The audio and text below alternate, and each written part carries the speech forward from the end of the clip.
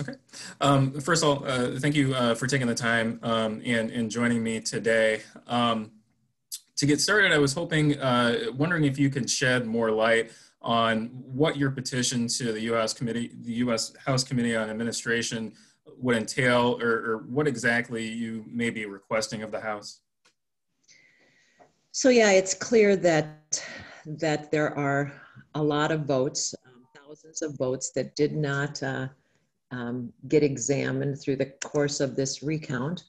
And so it's important that we make sure that that happens. And so this petition to the U.S. House will explain how the process worked and the fact that those votes did not get examined. And so we'll articulate our case.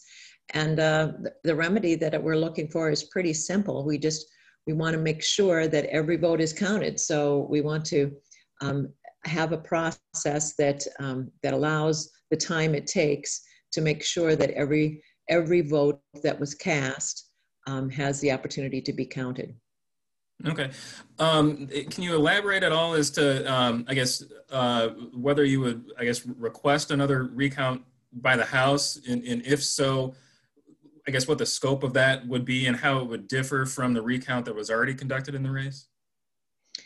Yeah, so I'd like to see a complete recount, and the difference would be that in this case, in the course of this recount, we had a very inconsistent process across the district, where some counties did a complete hand recount, other counties did a complete machine recount, and other counties did a combination of things. And so that inconsistency was clear. And as a result, there were thousands of votes that did not get examined.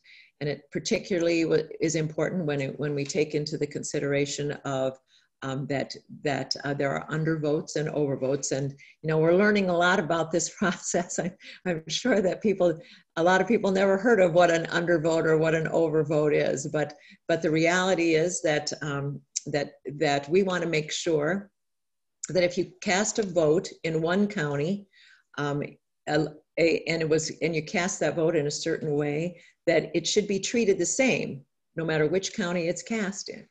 And because of the time restraints, because of the again, the ability of each county to do things differently, that was not the case. And so what we're looking for is to make sure that every single vote is treated fairly, consistently across the district, and that we make sure that every legally cast vote is counted correctly.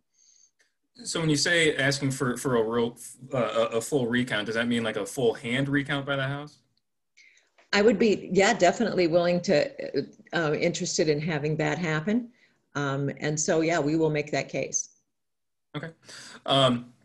And then is there a procedural issue that exists by not, exhausting all state remedies, including filing an election challenge in Iowa court before going to the House? So again, we want to make clear that that there was two options available here to go to, either appealing this to the state or taking it directly to the House.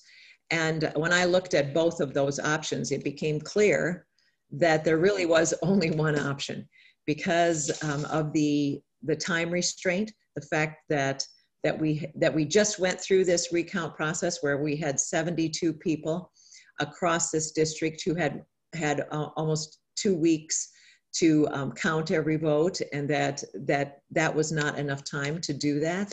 There was no way that the 5 judges would be able to do that in a 6-day time frame. Just simply doesn't make any sense. And so to take this to the House gives that opportunity to make sure that we count every vote.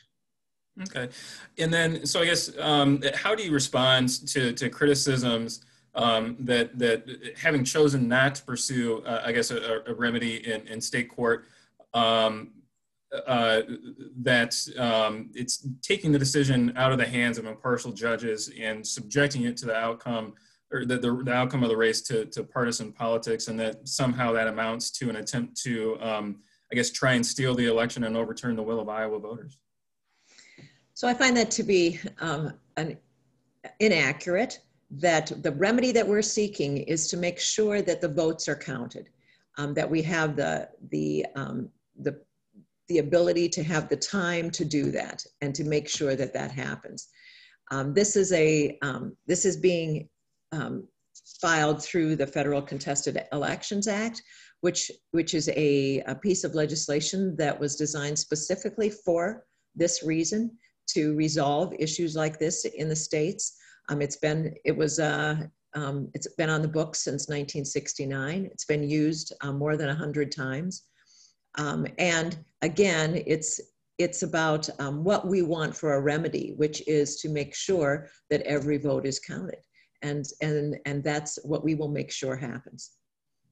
Okay.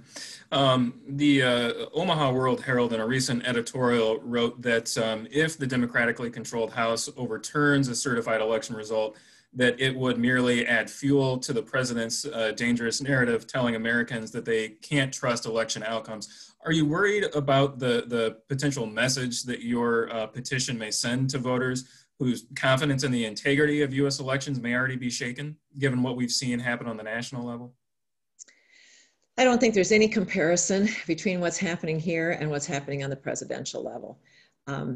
First of all, this is a race that is down to 6 votes out of a pool of nearly 400,000.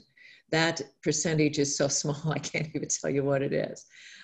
So there's no comparison between that and the presidential situation, where we're talking about millions of votes that were cast in favor of Joe Biden. And so those two do not compare.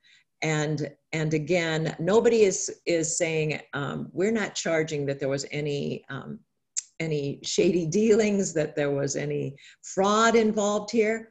We're simply talking about a process that did not allow a fair process to take place, that it just is wrong to know that some votes did not get counted.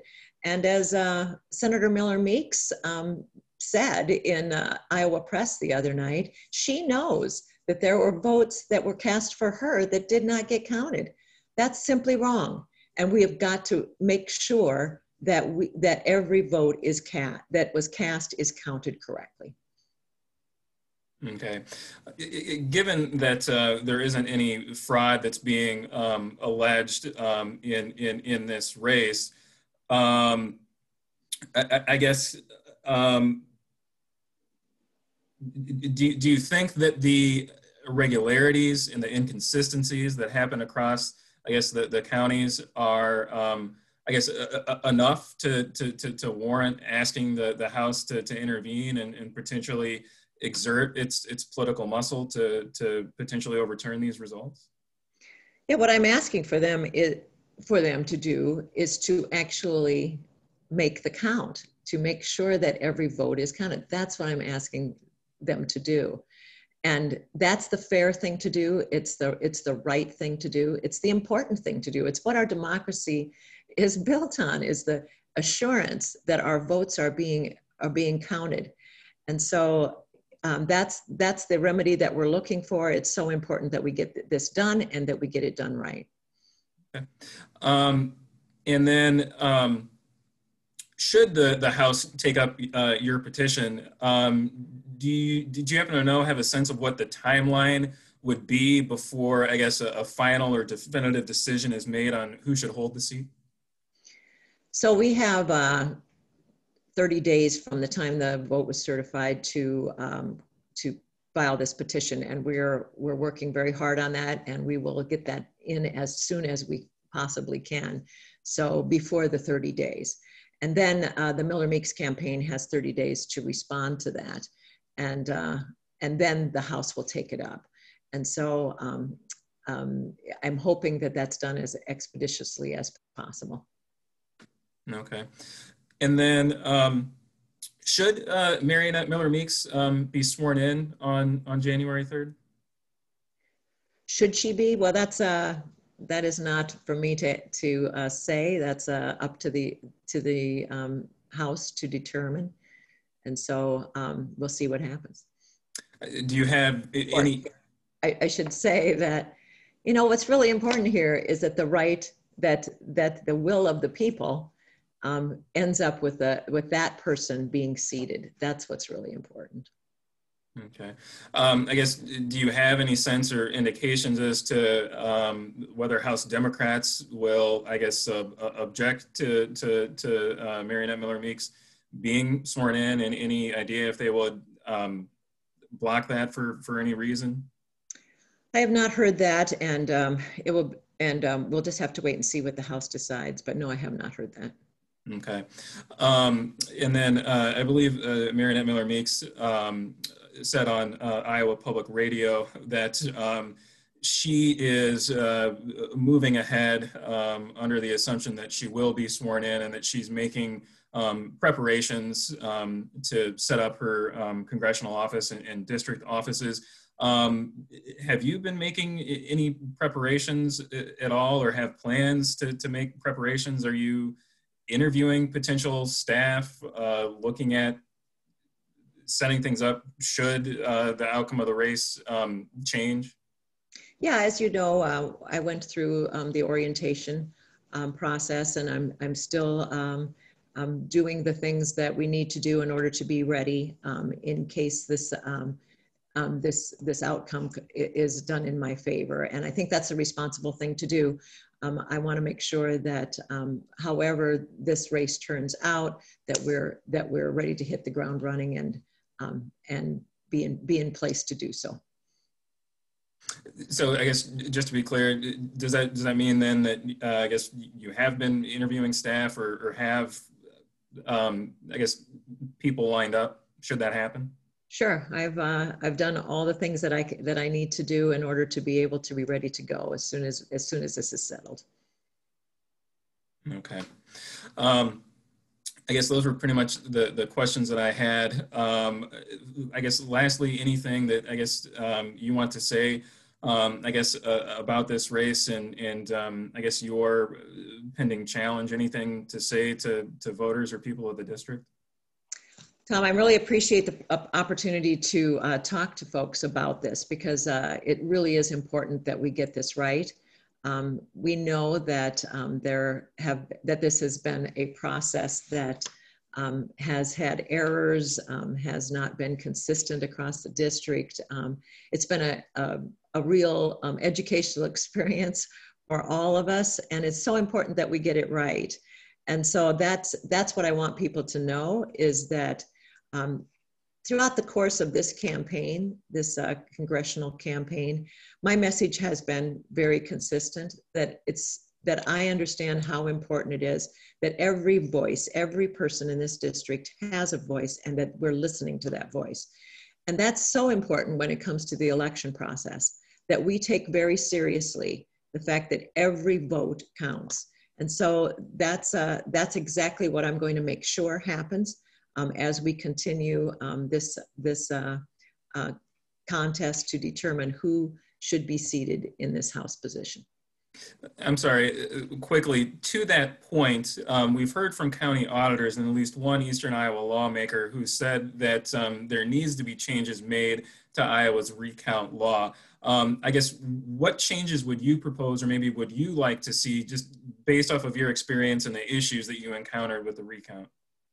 Well, I'm glad that those conversations are going on, and I've had many conversations with legislators as well about this. And so it's going to be up to them. I look forward to them making these changes. We certainly don't want this to happen to anybody else in the future. So this is one good thing that I hope will come out of it, is legislative change that will result in a fairer process to make sure that that we're doing this consistently across the district, and that every vote will count. Great. Well, thank you very much again for taking the time. I really do appreciate it. Oh yeah, my great pleasure. Thanks for giving me this opportunity. You're very welcome. Have a good day. You too. Bye-bye now. Thanks, Tom. Thank you.